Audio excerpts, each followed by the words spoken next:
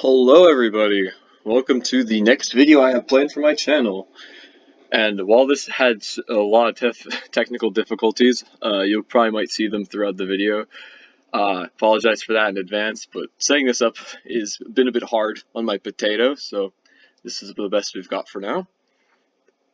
Today I wanted to discuss a topic that I got inspired by this multi-blitz CG between a battle between Artoria and Arcueid, the two popular blondes of Type Moon's universe, and kind of just pit them against each other to see who would win and who's stronger, who would win most often.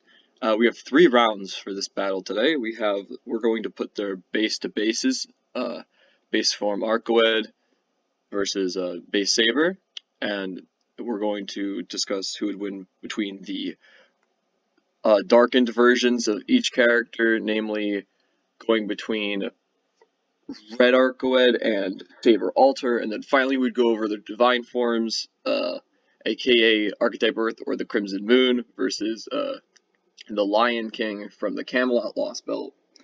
So without further ado, let's hop into it and start with the first fight. I thought I'd discuss Saber first because discussing base Arcueid can be a little bit more confusing, so I decided to go with this character first.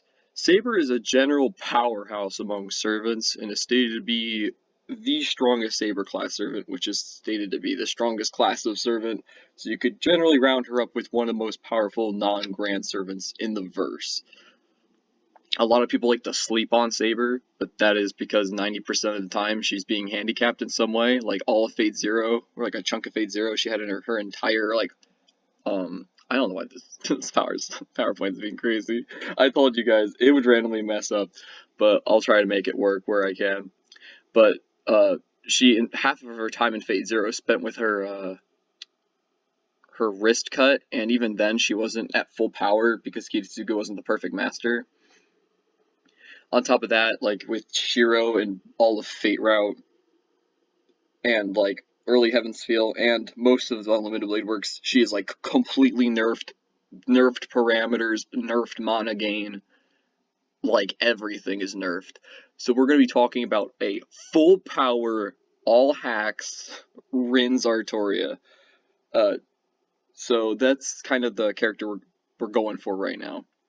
Artoria is like super hacks overall, like her strength is comparable to Berserker's when she's at full power, especially with a mana burst.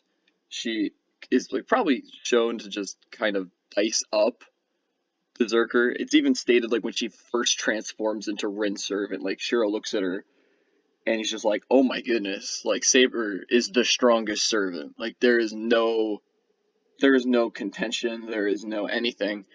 And that kind of speaks volumes about just how strong she is. I do believe she completely like beats Berserker.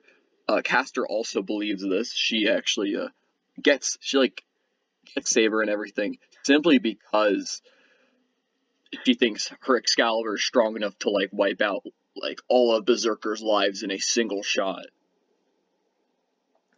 So let's talk about just how powerful Saber really is in terms of endurance. Even when she was nerfed, she took shots from Berserker. She survived like stuff like with Noble Phantasms. She's extraordinarily durable in that regard. She ends up fighting alongside, like throughout all Fate Zero, she ends up fighting like a bunch of different servants and whatnot. I'll be mostly using Stay Night as my reference here, but I'll also be like referencing stuff from Zero for more context. I mean, in Zero, she fights Lance. I think she fights Lancer with one hand, like because he sacrifices his one spear, so she does a one-armed swords fight. Well, like not like for a long sword that she can't wield with one hand, she proceeds to fight him with one hand and still fights him. To be fair, I know he had one spear, but like there's something to be said when you like handicap yourself and you're still like on par with other people. It's just her fighting prowess is absolutely nuts. She has insane amounts of battle experience, way more than people like to give her credit for, and I think that's something that shouldn't be underestimated. She has a lot of raw natural mana, especially in terms of like her passive regeneration when she's holding on to Avalon. Avalon, which like in Fate and Heaven's Feel routes, like Shiro gets his entire like lower body blown out, like all across like the pavement, and it takes him like maybe like a handful of hours, and his body is just back together, which is insane. And Saber also has this ability. There's also the part in Fate Zero where Kiritsugu gets his heart ruptured, and like his entire heart like puts itself back together, and within like a couple seconds of being punched by Kirei. Keep in mind, like, Prime Kira is, like, an absolute monster. So, like, I think the Avalon regeneration is definitely something we need to keep in mind about just Saber's overall durability, because she will passively be putting herself back together. I think we could talk about next, like, bringing up what she can do in terms of invisible air, which is stated to be like being struck with a massive wind hammer. We've seen it being used for mobility in Fate Zero. She uses it to plunge forward at Lancer at pretty fast speeds. She also uses it to completely blow away a lot of the Eldritch monsters that Castor was summoning. She doesn't use it as much in Stay Night, but it's generally used to conceal her sword, but in this fight I don't think she's really going to need to. The raw Excalibur, as I call it, or just Excalibur when she actually begins to show it, is an extraordinarily powerful conceptual weapon. It's basically the hopes and dreams of humanity stuffed within a sword, giving it a lot of power. It's an A+ rank noble phantasm, which I think speaks like I think it might even be, yeah, it's like anti-fortress level, which is pretty huge. The sword itself, not even counting its ability, is full whack monkey. It gives her the ability to just like slash through people. I mean, like the anime adaptation of like Unlimited Blade Works, there's the part where she reveals her sword, and she'll like even when nerfed, like Shiro's version of Saber, like she like blows a hole in his upper body, like, and kills him, like, easy peasy with Excalibur, and that's like an extraordinarily nerfed Saber. Nerfed Saber also fought Berserker on fairly decent footing for a fair amount of time in Fate Route. Like, the equivalent of what it's like fighting like Nerfed Saber is, imagine Saber gets like Mystic Eyes of like petrification. Like, that is the equivalent of just how nerfed she got. She lost like one of every parameter, if not a little bit more, and she had literally no mana backup. She couldn't get any more mana than her base. And that Saber was fighting a Berserker. And that Saber also proceeded to fight Gilgamesh. And while she was being toyed with that fight, he did pull out Ea, and she actually did catch him off surprise with an Avalon activation, and even killed Gilgamesh at the end of Fate Route.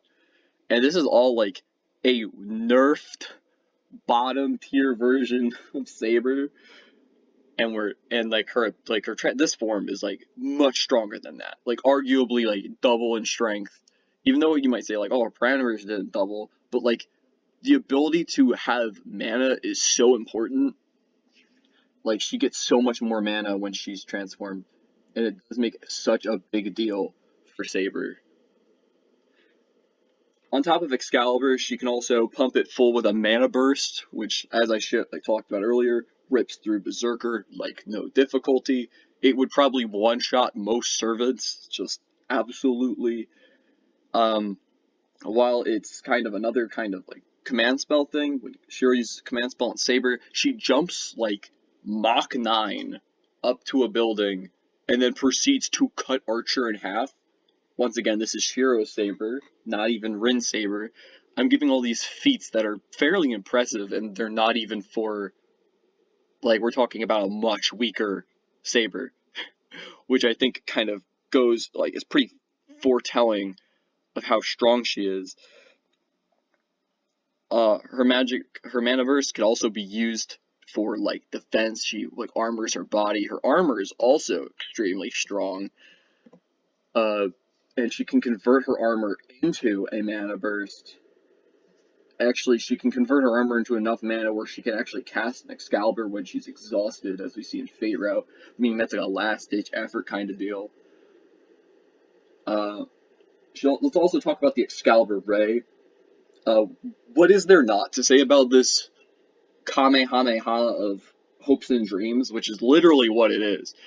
It's a massive Titanus beam that was like forged to be able to cut down the White Titans, which are, I mean, planet-destroying monsters in their own right.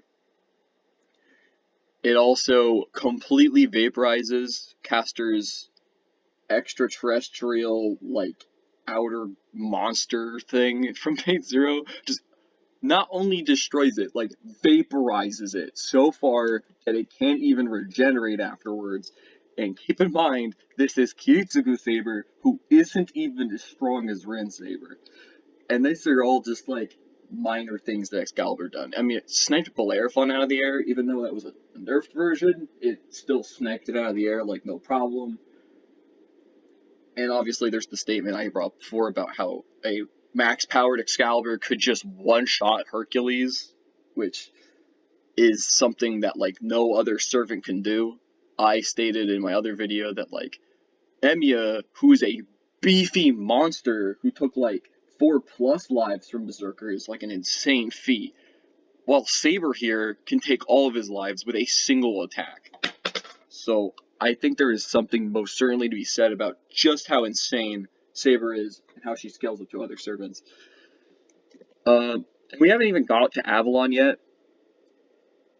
Avalon is absolutely beefy. It is the ability to cast a basically full-on invulnerability spell on you for a set period of time. We see this in Fate Route, where she tanks an Enema Elish, an EX rank Noble Phantasm, like, that's pretty much stated to have no equal in terms of just raw destructive capability, and she just tanks it, walks through it, and then just dives in and cuts Gilgamesh, like, almost in half.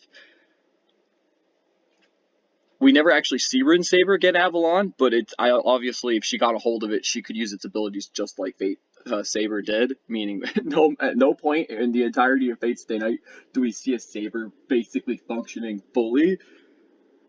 And she, like I said, with all of that in mind, she's an absolute beast, and that's not even talking about, like, the last thing I want to bring up, which is her intuition skill. Her intuition skill is pretty hacks. It's like a sixth sense that allows her to inherently avoid things that her mind finds dangerous. Like, this sixth sense told her that Tsubame Gaiashi was going to exist. She didn't know what form it would take, but she knew, like, the moment she looked at Assassin, she's like, while I want to underestimate this guy, I can't. Because I know he has something up his sleeve that I can't, like, let myself get hit by.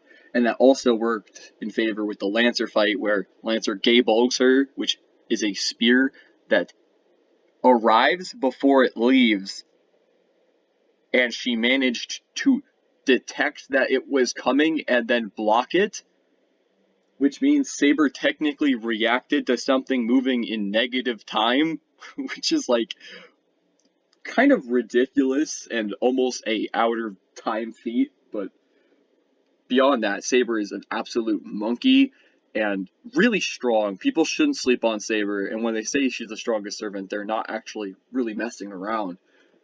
She's one of the strongest Saber servants, like, without a doubt.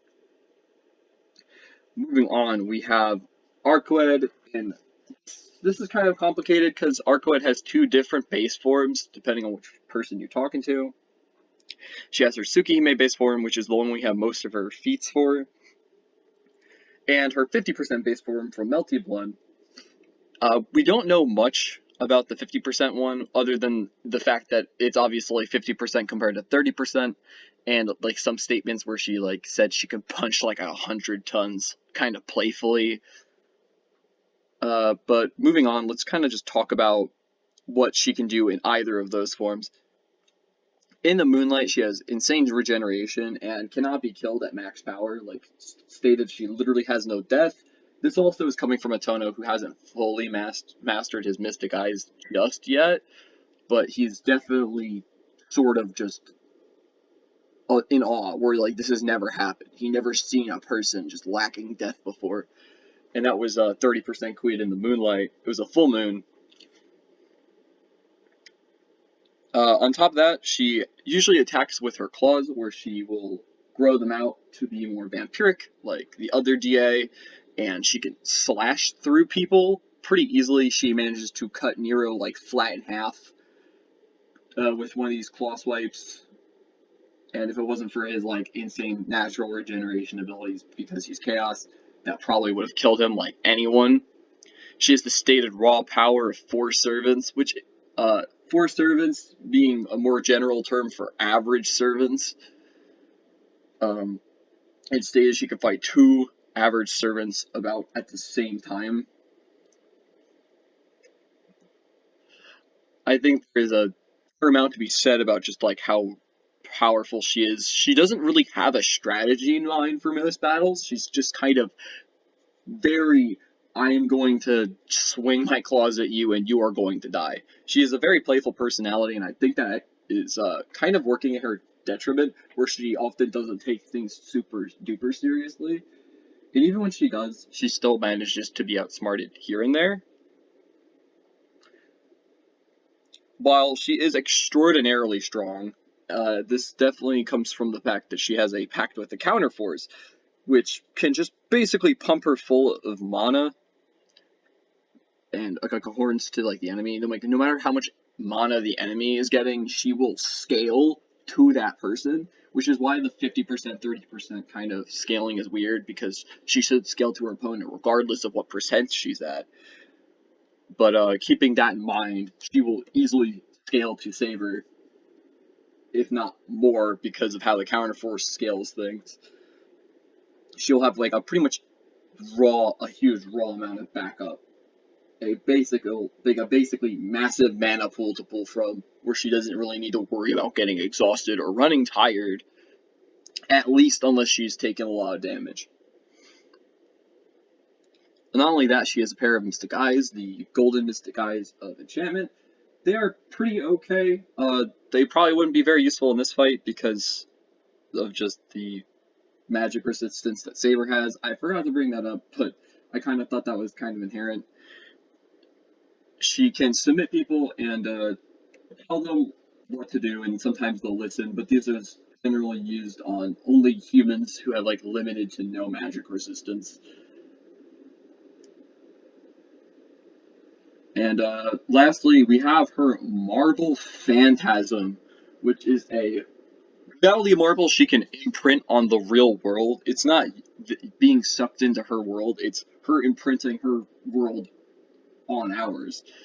And that's kind of strong, to say the least. It really gives her an ability that the Molino Castle is a place like the closest to the moon. If you look at the stage in like Actress again, it's like the moon is super close and takes up like a large portion of the sky. So she there would be able to access her full moonlight regeneration as well as her maximum amount of power because the moon would be out. She also in there has access to control chains that come from the world itself. While I'm using a little bit of like remake dialogue for this, while I said I wouldn't, I think the remake kind of confirms what they are, which is pretty much just mana from the counterforce given shape as chains. So she usually uses these to restrict people before going in for a claw swipe. She also has been shown to be able to vacuumize the world with her Marble Phantasm, as she does against Roa, before chopping him up like a radish and leaving him a literal pile of pieces. And that's definitely no slouching move either. Roa is an absolute beast. Obviously, he survives this by regenerating his whole body, but that was a weak version of the Marble Phantasm, and it's casually just messing up what otherwise would have been an extreme threat. Getting on to the battle itself, who do I think wins between these two, and how I think their matchup kind of spreads. Arcueid has the stronger base strength, endurance, and agility based on the whole idea that she's going to get back up from the counterforce, which is just going to inherently make her faster, stronger, and just overall better than Saber. A decent caliber. But I think where one thing that like the Counter Force can't support her is intelligence. Arcueid isn't dumb by any means, but she isn't like a strategical king who fought wars. Artoria has probably way more combat experience. Don't get me wrong, like Arcueid has fought people, but you can see in like Melty Blood and other things, her main fighting style is to just throw out claw swipes because generally her raw power is enough. Um, while Artoria has to fight servants that have axe abilities and had to kind of adapt and learn while she fought. Also in her real life, where she adapted and had to fight multiple wars, and was trained by some really strong, fast, like other knights comparable to like Lancelot and Gawain, who she trained and sparred with and learned with. She has a lot more combat experience and is much more intelligent, given like all of her intuition as well, which gives her a supernatural sense for fighting, something I don't think Arcueid has. So, how do they scale up? They both have a regenerative factor, which is going to be a pain in the butt for both of them because both of them will be trying to land blows.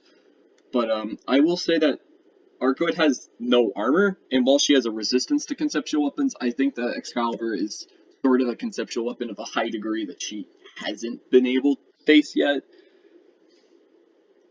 I mean, thinking about it, she's fought in conceptual weapons and everything, and she contemplates that Tono used a conceptual weapon to hurt her, so she's not immune to conceptual weapons. It's just that low-grade ones probably don't hurt her like most do.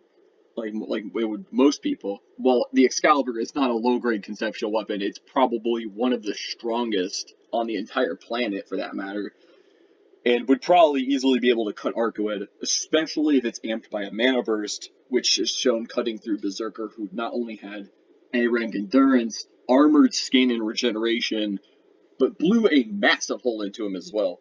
Meaning, I'm pretty sure, even with the fact she's stated to have twice the like 4 times the strength of an average servant, even if you put that at like roughly C tier, like a C rank endurance, and then you times that by like 3 or 4, going by that statement, she'd still be getting shot through because it goes from A rank endurance being one shot. She'd still take a pretty hefty chunk of damage from an Excalibur mana burst, and I don't think that should be underestimated. They both have very similar kind of killer moves, where even in their weakest variants, are able to take out servants. Saber, whose Excalibur completely vaporized Medusa during Fate Route. The Excalibur in Heaven, Unlimited Blade Works, that completely destroys the Dark Rail. In this giant Dark Titan, almost referencing her tale where like the lore of Excalibur meant to take out the White Titans. Very fitting for her to have such a strong ability. We haven't seen Marble Phantasm function on that level. It's stated to be able to make an entire small village, replicating the entire castle used at max power. And we see a weak version cut through a Robo pretty much single-handedly without much difficulty. They both have large amounts of mana, and I'm starting to go wheeled in on how I think this fight would go. While Arcueid is generally just overall better in most of the physical categories, Saber is smart and has insane reaction time, scaling off of whole gay bulk shenanigans, on top of learning things about the opponent before the fight even begins, like a sixth sense. She'd be able to tell who Arcueid is, probably off of the sixth sense, or even scale her and understand how strong she is. So she would pretty much instantly know not to hold back. And my big argument for why I think Saber is actually the winner when it comes to base is a mixture between intelligence and statements. 30% Coed stated that she'd lose pretty handily most times to Gilgamesh is stated to be an quote-unquote awful matchup for her when someone asked about it. Nasu. And guessing by like the idea that just with Gate of, like, it was kind of implied that he would beat her just with single-handedly Gate of Babylon without needing to pull out Aya.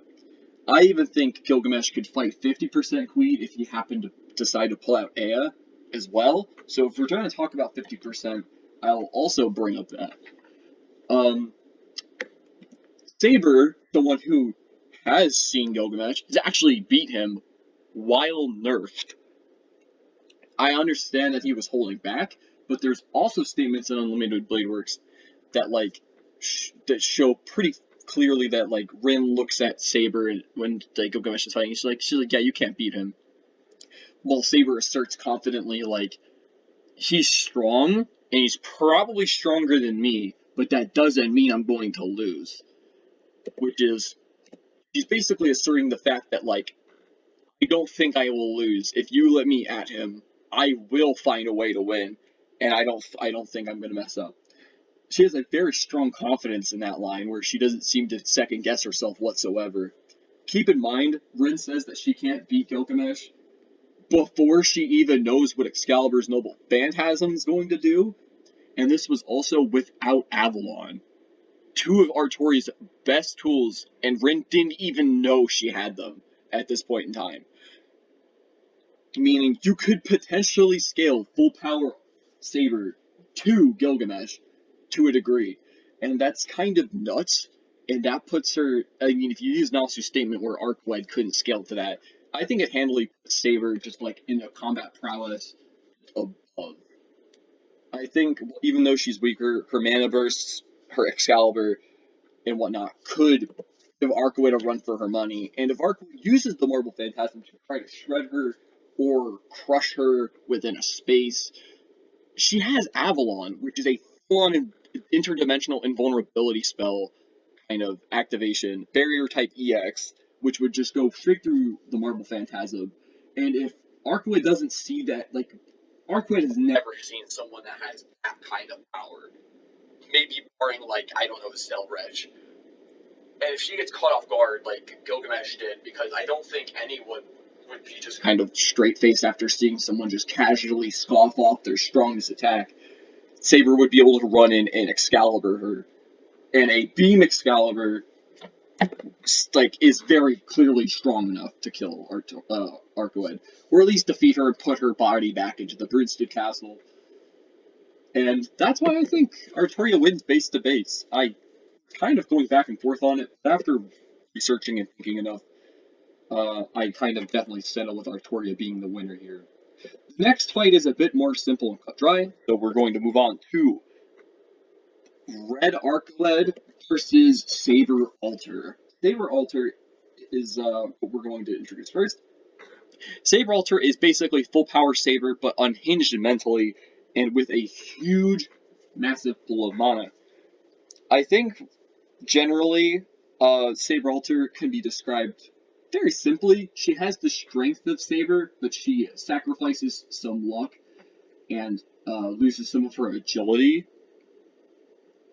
But in turn, she gains access to, quite honestly, the largest mana pool of any servant. Like, even when she's not attached to the Holy Grail, she has A++ mana, which is over 3 times most servants in the Stay Night Holy Grail War. It's actually 3 times the size of Beast Saber, I think, which is, like, ludicrous and insane. This mana is so big and so massive that it casually allows her to regenerate her entire spine within maybe a handful of minutes.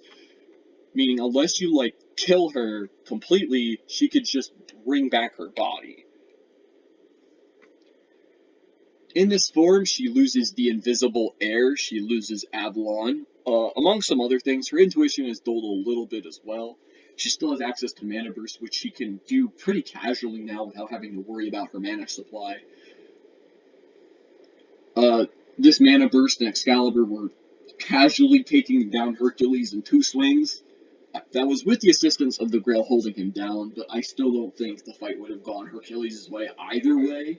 Saber is just really built different in this form.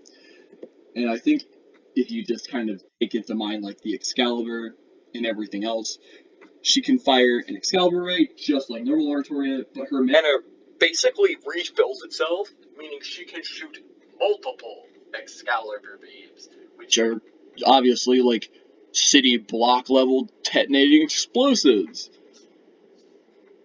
I don't think I have a lot to say about just Saber Alter entirely. She is very simple. She's pretty much just Saber, but dark, a little bit slower, but has access to a way bigger mana pool that's self-regenerating. Moving on to Arcueid, or Red Arc, or even Arcueid, whatever you want to call her, this is her. And she's kind of just a full-blown monster. She succumbs to her bloodlust and her want for blood, which is actually what holds her back in her power. When I talk about like 30 and 50% Arcueid, the only reason she's functioning on those low percentages that are less than half most of the time is because she's resisting the urge to suck blood with the other 50%, or most of that 50%. Meaning, if you remove her, her limiters, she can easily scale to 60, 70, or even 80%, which is over twice as strong as the Arcueid we see in Tsukihime, if not more. So take everything, take the 100-ton statement, and then times that by maybe 2, and then you start to get into the realm of what Arcueid is capable of. So what can Arcueid do? Her regeneration is even more than base Arcueid. It's stated by the fact that Arcueid could technically regenerate from attacks almost instantaneously, but she would have to sacrifice her resistant bloodlust, which this character doesn't care about, so she could regenerate from most things that don't instantly kill her pretty casually. She still has backup from the counter force, which is like the entire pool, massive ocean of mana she can pull from at any given moment. Her attacks in Multiple Actress, again, are mostly savage claw swipes, and she is stated within the data books as being Arcueid who has no use for useless things, implying that she will never ever pull her punches, and she will always go for a kill. There is never a point in time where Arcueid's power is even slightly diminished when she's swinging, unless she's damaged or weakened. On top of all that, she has her Marble Phantasm still, which we see in her Arc Drive. Her Arc Drive, in and of itself, is absolutely bonkers. And if you don't know what it is, you've probably seen it because it's in the Carnival Phantasm parody where she catches Shiki on the Harem route. She pulls you within her reality marble, judging by how the screen changes and the entire background changes, which is only common for reality marble arc drives like Roa's Overdrive 1 and Satsuki's pull where she pulls you into her reality marble. We can pretty much say this is her Marble Phantasm taking form. She wraps you in her Marble Phantasm and then proceeds to drop a giant meteorite on the entire stage. There is many things we can take from this. Arcueid doesn't have many statements because we never really get to see Arcueid go all out in normal Tsukihime. But if you use this arc drive and say, okay, this is an ability she has, because Nasu is a huge nerd, and I don't think he'd put it on unless she actually had the ability. That would be kind of strange if she did, or he did put her in with that ability.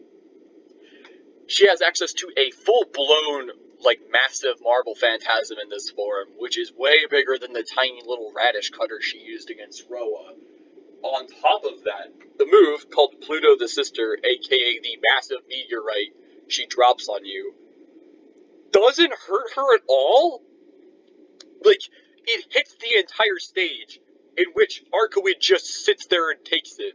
There's two ways you could kind of take this ability, which is either, oh, well, she just invuled herself because she's in her Marble Phantasm and she put herself outside of a space where she wouldn't be hit, which could be fair, or you could say she's taking this meteor to the face and just kind of not caring.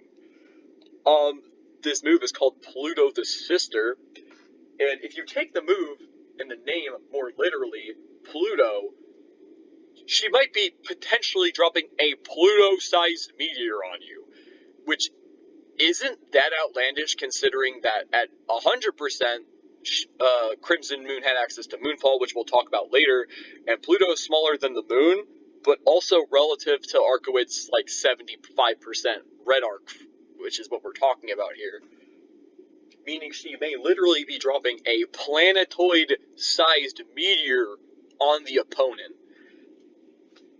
Her Mystic Eyes are also returning, even stronger than before. As shown in Melty Blood, we're using the move where she just casually looks at you and crosses her arms, forces you to buckle over, and get knocked down. In her own story, she proceeds to laugh and playfully run around, basically slaughters Ciel, absolutely, just rips her to pieces, bodies Resbith, bodies the Dust of Osiris, and just kind of states that she thinks really nothing is kind of scaring her. And this is when she states that her body feels frail and not at its maximum, so we could assume that this red arc is literally not even using like 50% of Arcueid's power, because it's strange that she said it was frail, but if we're talking about a real Arcueid using this dark power, which she goes full bloodlust, we could assume that all of these things scale even higher, meaning she not only bodied Ciel while weakened, she's probably twice as strong as that, the actress again thing we see. So, in this battle, I kind of summarize it very bluntly in the fact that Saber Altar is very simple. It is Saber with a huge mana pool and some cursed abilities, but like these probably wouldn't affect Arcueid. Because I kind of scale it like Saber Altar isn't like indefinitely more powerful than Saber. They're actually kind of relative to each other. Pretend you had a berserker-sized punching bag and you told Artoria to use a mana burst and cut it, and Saber Altar to use a mana burst and cut it. They would be relative in how much damage they do to that dummy, because they both have equal amounts of strength and the same rank of mana burst. Unless you could assume that she's charging her mana, like, even, like, she's used more mana to destroy the Berserker dummy, I don't think that inherently makes her much stronger than her, outside of, like, oh, she can spend more. She can spend more mana to do these charged up, like, swings with mana burst, while Saber has to conserve a little more, because she has, like, Saber Altar has 3 times the mana pool. That's where I kind of find this fight is very unfair, and I feel like is so Wark favored, it's not even funny. While we said Saber Altar is generally relative, right? Like, give or take, she's stronger than Saber. She loses some of the powerful abilities like Avalon. She loses some of the intuition in, like, Invisible Air. But then you go to, like, Warcoed, who has no nerfs. Has 0 nerfs. She gets, like, no joke, twice as strong, if not more, than Tsukihime Arcueid. Can drop planetoids on the planet Earth, even when weakened, in her Actress Again story is slaughtering Ciel, like, absolutely bodies Ciel, bodies Resbith, and then just goes to Dust of Osiris. Dust of Osiris is just like, what are you, like, why? And Arcueid's like, I'm having fun, and I'm going to kill for the sake of killing, and you aren't going to get in my way, and I'm going to kill you too. At no point did she have any trouble during any of those fights with numerous DA, and that was with a version which was probably half as strong as the one we're talking about. The biggest problem here is Saber lost her biggest defensive option, which was her biggest trump card in the last fight, where it's like, yeah, Marble Phantasm would shred Servants, like, obviously. Now, but, like, Artoria had the Avalon, like, oh yeah, she could just pull through power through that and then just not get hit. That's not the case here. That's not the case here. Wark would just be able to wrap her in her Reality Marble and then proceed to just smash her. with whatever a vacuum slash a giant planetoid. Like, there's nothing. I'm being honest, there's really nothing Saber Alter could do. Even if she, like, tried to Excalibur, I really don't think that's gonna matter. Because Warwick is probably so much faster, because Saber loses a lot of speed. Like almost like half of her speed is lost across. Yeah, actually, she goes from B to D rank, meaning half of her speed is lost between transformation, which means Warwick is going to blitz like so much faster than her, and there's not much Saber Alter can do like whatsoever. Like, I gotta admit, there's really no hope here. So I kind of think not Saber Alter, like kind of loses pretty confidently. Now we're on to the final act, which is Lion King versus the Crimson Moon or archetype Earth. Obviously, if you don't know, Arcueid is tied to the Crimson Moon, and it can be stated to be the Crimson Moon when she's at her most perfect form. So we can scale her to the Crimson Moon pretty much entirely. But we're going to first talk about the Lion King. Forgive me, I am not the most educated, like, FGO fan. I did a lot of research for this, though, and so I don't really feel like my opinion's invalidated, but I'm not, like, the most, like, I have read Fate Stay Night, I know so much about that lore and everything, but I can't say the same for FGO, so I apologize if I slip up on anything, but I'm going to use what I learned and what I read up on for just kind of overall what I've kind of figured out about the Lion King. The Lion King is a timeless divine being, a lot like Archetype Earth. She exists on multiple dimensions because she's ascended to the realm of, like, godhood. She's Artoria, who's held on to Rongominiad and hooked her so firmly into the planet Earth, where she's basically ascended and became a like a divine spirit. She is built on a almost separate plane than servants. When Gawain kind of goes to her and is just like, he messed up on his mission, she casually thrusts her lance and blasts him, like, outside of the castle, gleefully wounding him with just a casual lance thrust. Gawain, a very first-rate Saber-class servant, scalable to Saber that we were talking about earlier, base Saber.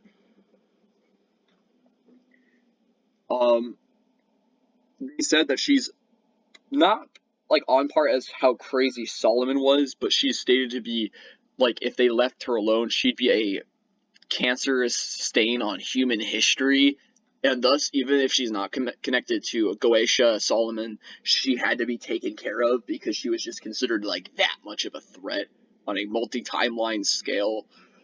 Obviously, a big deal considering Chaldea is chock full of multiple servant class warriors, Ritsuka having many of them. She has almost a clairvoyance level factor where her eyes, because she's connected to the earth, can see multiple timelines and outcomes. I think she was aware of Goetia and Solomon pretty knowledgeably, just didn't really care. She just kind of admitted that they were there and didn't really question anything. She just kind of saw it and it knew it was there without really even needing to travel through multiple dimensions. Because she has Rongominiad, she has protection from the ends of the world, as well as Divinity EX. She just has a practical ocean of mana to pull from the entirety of the counterforce, a lot like the Arcueids we were talking about before, but she doesn't really have an end to it, because she's literally just all of the Earth's mana kind of conjunctioned into one person, where she can just pull and pull and pull and pull as she sees fit, which she kind of needs to, considering the output of mana she has to dish out. Rongomini has also stated to hold the continents together, a world holder, which is also quite impressive. Her main MP is stated to be several thousands of times are actually around 1,000 times stronger than a high-ranking NP, meaning she is very clearly like many times stronger than like any servant. She's been scaled to like the old man of the mountain, who is literally death incarnate,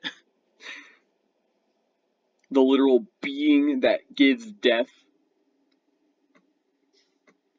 Her noble phantasm, kind of like the pillar of light, the divine judgment, is a giant, like, kind of just sky beam that she fires using Rango, and it was only managed to be stopped by Arash using Stella, and Stella is a country buster. As stated, it split the Earth between two different countries in his legend, so we can scale this to that pretty easily, actually, where Artoria is a, like, country busting noble phantasm with Rangominiad.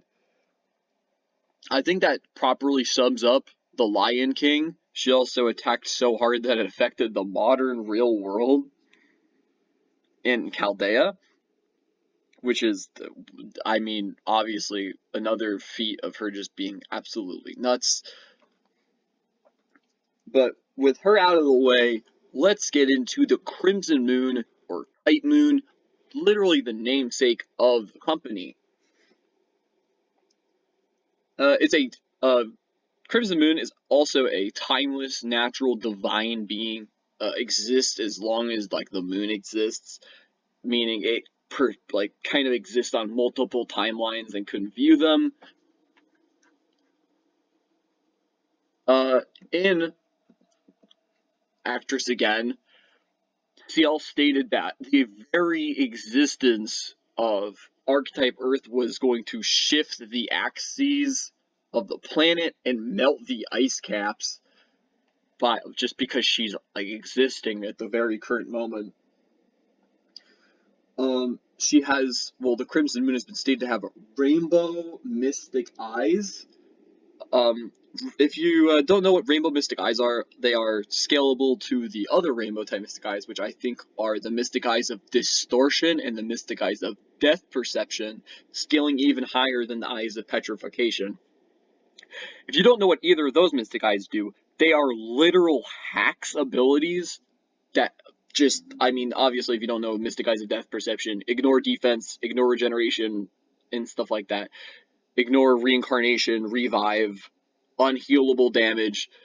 So if you take that into account, where like that's what another fellow Rainbow Mystic Eyes is doing, these eyes are implied to be on par with those. While we don't get to have an actual statement of what they do, I can actually imply what I think they do pretty clearly. All of the Crimson Moon's, like, almost pieces or underlings, people that his like footprint was left on the earth, the DAA, all have the mystic eyes of enchantment. So it could be implied that his rainbow mystic eyes are the father of those, are even higher grade. While I won't bring this up as a fact in the fight, nor will I use it, I will say it for just kind of reference sake that could be implied that's what they do, them being a EX tier mystic eye that allows him to shut down people just by looking at them. But I'm kind of going to bring that up as a note. He already has enough stuff where I actually don't need to include that, if I'm being honest. Like his Night Arm. He is one of the few non-ether liners to have a Night Arm. If you don't know what a Night Arm is, it's time to go into the world of Notes. Notes is a story by Nasu, where he wrote that comes in a post-apocalyptic future where the Earth is dead and the Earth requests the Ultimate Ones from all the other planets to basically kill off the rest of humanity and the A-rays. The ether liners are weapons stated to be made of pure ether, like mana so pure that like it's almost toxic to, like, it would be toxic to most normal magi and human beings. It would kill them. Meaning it's a grade several more pure than just the average magic we pull from, like the Ode of the Earth that Rin uses for her magic. This is scalable way above that. Some of the higher grade knight arms, like the Slash Emperor, were stated to completely one-shot ultimate ones during that. I think it one-shotted Saturn and Jupiter, and while obviously Crimson Moon doesn't have Slash Emperor, I think we can kind of scale Slash Emperor to the Real of the World, which is the name of his knight arm. It's basically a massive, colossal death sword, because I think thematically they are meant to counter each other, which is why I'm saying this, where the Real of the World is said to, in Getsuga Toya, I believe, to be the weapon that resets the Earth back to its natural state. Slash Emperor is a weapon that destroys the Earth and brings it into further chaos to draw for more power. Meaning, thematically, they are equals, and if you even remotely scale, like, Slash Emperor to the Real of the World, you're getting, quite honestly, an insane weapon that can one-shot types. How strong are the types? How strong are the Aristoteles, the ultimate ones? And, yeah, let's quickly talk about that. During the World of Notes, there was a battle between the A-Rays and the humans. The A-Rays are like angel humans that were morphed and kind of changed by the grain to be humans that can survive it, while humans are more ill and sick because the grain, the pure magic energy, is just too weak. The A-Rays kind of think the humans are bottom tier and think they shouldn't exist, so they go have an all-out war. The A-Rays are led by these 6 magi called the Six Sisters, which are the only remaining magic users on the entire planet. With all that in mind, while this war goes on, one of the knights, the Etherliners, manages to kill one of the 6 sisters, and her, like, scream, her death scream, her, like, final, like, attack, split the entire continent of, I think, the United States, though it could be any of the continents. Even the smaller ones, this feat would be absolutely insane, and that is one of the 6 sisters. Why am I bringing this feat up? Well, Type Pluto, a fellow type, fought all 5 Six Sisters at once, and when they all died fighting him, he died too. And assuming that one of the 6 sisters is comparable to the other 5, that means Type Pluto fought 5 continental-sized people, like continental damaging people, at the same time, and that's how he lost. Even if you, like, say I'm highballing it, this is ludicrous, and would put, and considering we talked about the Real of the World being scalable to cut down types, this means the Real of the World is a multi-continental weapon, pretty casually as well. And if you scale Type Pluto's durability, and give it to Type Moon, who's stated to be above most of the types, is considered to be one of the strongest types, I think only behind ORT, you can also give him multi-continental durability. All just scaling off of this feat that stated to quote-unquote crack the world in half, meaning it could even have split multiple continents. And that was just one of these 6 sisters, and then all of the others died during a fight with a singular type. Against his fight with Zelrech, it's stated he lost because he couldn't fully comprehend sacred magic at the time, and he actually has a clairvoyance to tell the future, but he never foresaw himself being killed by a human, so he never thought he'd bother. During his attack against Zelrech, he summoned a copy of the moon, and then proceeded to yeet it towards the planet Earth, in which case Zelrech had to fire a pretty much limitless mana cannon that cost everything, and that's what blew back the moon. But, I mean, if you consider, like, what would have happened to the planet Earth had the moon crashed in, it would have completely ruptured and shattered the Earth, and depending on the speed, even like completely devastated the Earth and remove it from the solar system entirely. If it wasn't clear how this fight's gonna go, we have someone whose noble phantasm, their max power is stated to, like, yeah, break a country in half. Like that's strong, right? That's really strong. But then you're talking about someone who's not country level, not continent level, but multi-continental levels of destruction with image output equal to that as well, and durability equal to that. And if you count the moon, possibly even planetary. This is a kind of a stomp, like full-on stomp on Crimson Moon's behalf, just because we haven't even, like, all these types that are weaker than he is. He's stated to be like the secondary final boss of the Notes novel. And these guys are like multi-continental, which means like obviously he's even bigger than that. This is kind of the nail in the coffin for Lion King. Like, don't get me wrong, compared to a Grand Servant is great. It really doesn't matter when your opponent will destroy the world, like like no difficulty. Um, I mean, he also, you might say, but what about Saber attacking through time space, modern Chaldea?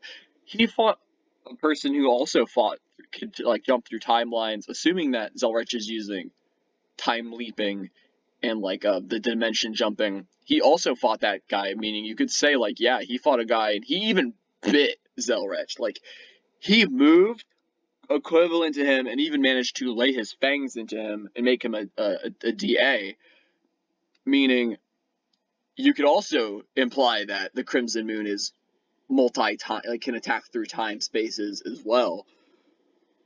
To me, there's really no room for like saying Artoria can win. She's strong.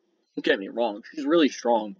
We're talking about a character who's just, it's the name of the company's namesake, a character that's supposed to be built above everyone. And yeah, it's just, I don't really think anyone could really handle just the raw power of the Crimson Moon. Thank you all for watching. I didn't expect it to be this long, but I know there was so much to talk about that I kind of see that the time kind of dragged on. Thanks for listening. In conclusion, base to base, I think Saber wins most of the time. Wark to Saber Altar, Wark wins, and to Divine Forms, very clearly a Crimson Moon stomp. I tried to be pretty unbiased with this. I tried to go into the facts, to scale appropriately, and that's all. That's all I gotta say. That's pretty much what I had to say about this whole debate. I'm glad you guys stuck around. Please leave a like and a comment below. I love to hear from you guys. It's always nice. And thanks for humoring this video. I'll catch you all later with my next video.